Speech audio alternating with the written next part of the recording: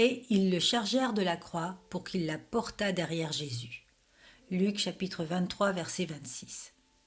Nous voyons en Simon portant la croix une image de l'œuvre de l'Église à travers toutes les générations. Elle est le porteur de la croix après Jésus. Remarque alors, chrétien, que Jésus n'a pas souffert pour t'exclure de la souffrance. Il porte une croix non pour que tu puisses y échapper, mais pour que tu puisses l'endurer.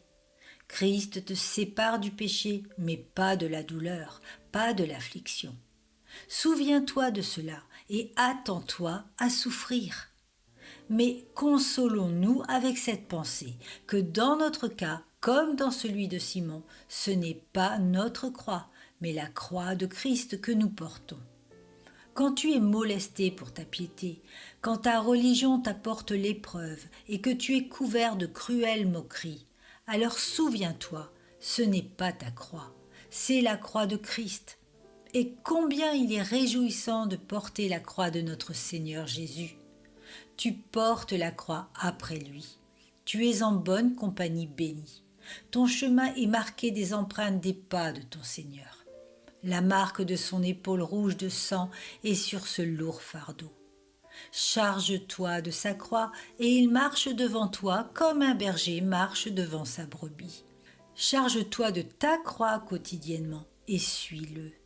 N'oublie pas aussi que tu portes cette croix en association. Certains ont dit que Simon n'a porté qu'une extrémité de la croix et non pas la totalité. C'est très possible. Christ peut avoir porté la plus lourde part sous la poutre traversale et Simon avoir porté la plus légère extrémité. Certainement qu'il en est ainsi pour toi.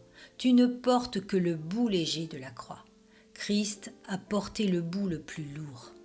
Et souviens-toi, même si Simon n'a porté la croix qu'un très petit moment, elle lui a donné en retour un honneur durable. De même, ainsi la croix que nous portons, c'est seulement pour un peu de temps tout au plus. Et alors, nous recevrons la couronne, la croix.